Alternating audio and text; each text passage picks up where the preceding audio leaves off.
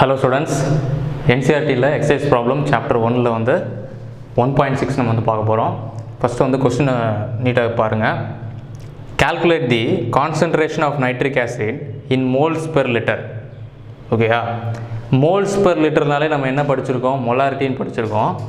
அதாவது concentration of nitric ஆசிட்னாலும் moles per liter தான், அதே தான் அர்த்தம். Concentration of nitric acid moles per liter. ஓகேயா, அதை மொலாரிட்டி கண்டுபிடிக்க சொல்லியிருக்காங்க. நைட்ரிக் ஆசிட் சொல்யூஷன் இருக்குது, அதோட மொலாரிட்டி கண்டுபிடிக்க சொல்லியிருக்காங்க.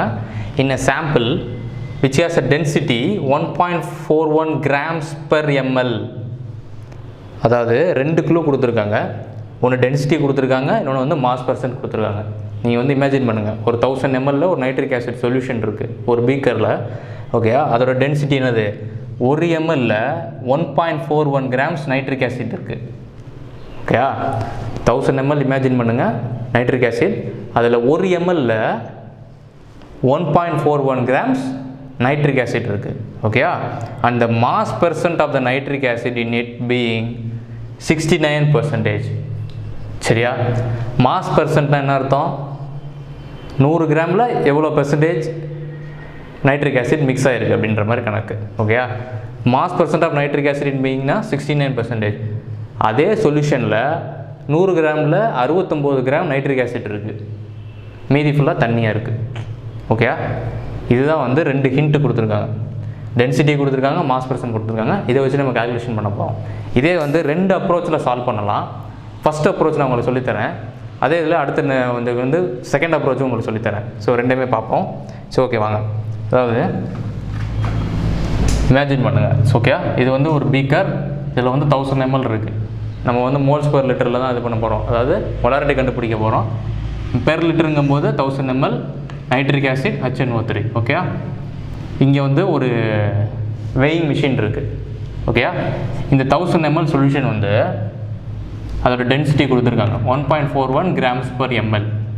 அதாவது என்ன அர்த்தம், இதிலிருந்து 1 ml சொல்யூஷன் எடுத்து அதை வெயிங் மிஷினில் வந்து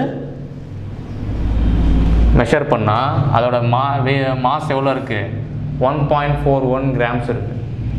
அப்போ 1 ml 1.41 கிராம்னா 1000 ml சொல்யூஷன் எவ்வளோ இருக்கும், இன்ட்டு 1000. So 1041 grams. ஸோ உங்களுக்கு புரியுதா, அதாவது இதில் 1 ml மட்டும், இதில் வந்து மார்க்கிங் இருக்குதுன்னு வச்சுக்கிறோமே, இது மாதிரி 1 ml மட்டும் 1.41 கிராம்ஸ் இருக்குது, 1 ml மட்டும். ஓகே, இந்த மாதிரி 1000 ml வந்து இன்ட்டு 1000 தானே. ஸோ அதோட வெயிங் மிஷின் எவ்வளோ இருக்கும், 1410 கிராம்ஸ் இருக்குது இதோட மாஸ். ஓகே, வெயிங் மிஷினில் மெஷர் பண்ணுறோம். ஓகே, இப்போ வந்து இன்னொரு ஹிண்ட் என்ன கொடுத்துருக்காங்க, mass percent of HNO3 nitric ஆசிடோட மாஸ் பெர்சன்ட் எவ்வளோ, 69%ன்னு கொடுத்துருக்காங்க. அதாவது என்ன அர்த்தம்னா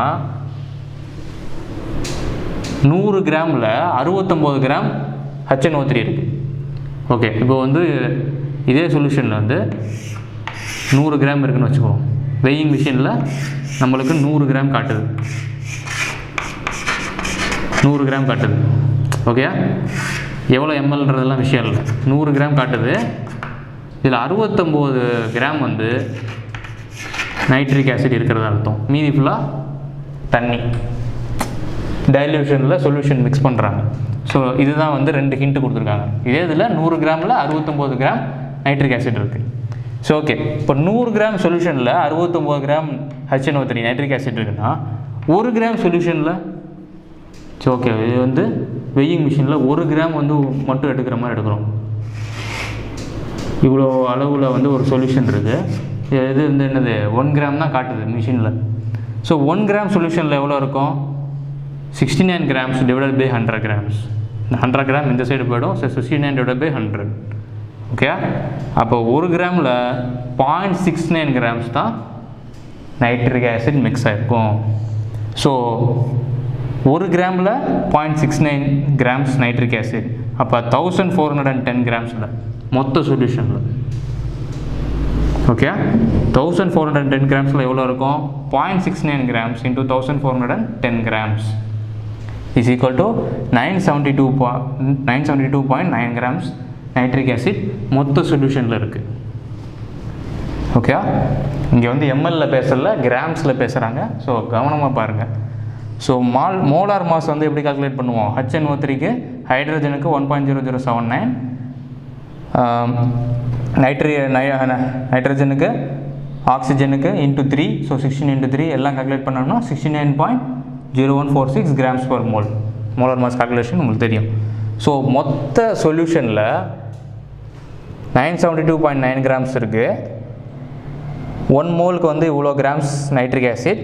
ஸோ மொத்தமாக எவ்வளோ molarity calculation? So 972.9 divided by 63.0146 is equal to 15.439 mole per liter.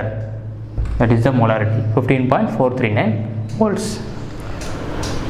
நீங்கள் வந்து என்ன மிஸ் அண்டர்ஸ்டாண்ட் பண்ணக்கூடாதுன்னா, இது வந்து 1000 ml, ஓகேயா? மொத்தமாக இதோட மாஸ் வந்து 1410 கிராம்ஸாக இருக்குது. ஸோ நம்ம என்ன கன்ஃபியூஸ் ஆகிடுவீங்கன்னா, எம்எல்லுக்கும் கிராம்ஸுக்கும் வித்தியாசம் தெரியாமல் இந்த கால்குலேஷனில் ஒரு கன்ஃபியூஷன் வரும். ஸோ 1 கிராம் சொல்யூஷன்னா வெயிங் மிஷினில் 1 கிராம்னு அர்த்தம். ஸோ 1410 கிராம்ஸ்னால் மொத்தத்துக்கு அர்த்தம் வெயிங் மிஷினில் வர்றது. சரி, ஓகே, நீங்கள் அதைத்தான் நீங்கள் வந்து இமேஜின் பண்ணி பார்க்கும்போது தான் உங்களுக்கு புரியும். ஓகே, எம்எல்லுக்கும் கிராம்ஸ்க்கு வித்தியாசம் இருக்குது. ஸோ இதை வந்து யோசிச்சு பாருங்கள். ஸோ இது வந்து ஒரு விதமான அப்ரோச்சு. அடுத்த வீடியோவில் வேறு அப்ரோச்சில் உங்களுக்கு சொல்லித்தரேன்.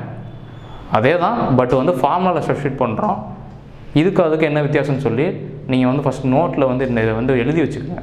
இதை வந்து அப்படியே நோட்டில் எழுதி வச்சுக்கோங்க. எழுதி வச்சுட்டு அடுத்த சம் வந்து இதே சம் தான் அடுத்த அப்ரோச்சில் நான் உங்களுக்கு சொல்லித்தரேன். ரெண்டையும் கம்பேர் பண்ணி பாருங்கள், உங்களுக்கே ஒரு வித்தியாசம் தெரியும். இந்த அப்ரோச்லையும் சால்வ் பண்ணலாம், அந்த அப்ரோச்லையும் சால்வ் பண்ணலாம். Okay, so thank you students.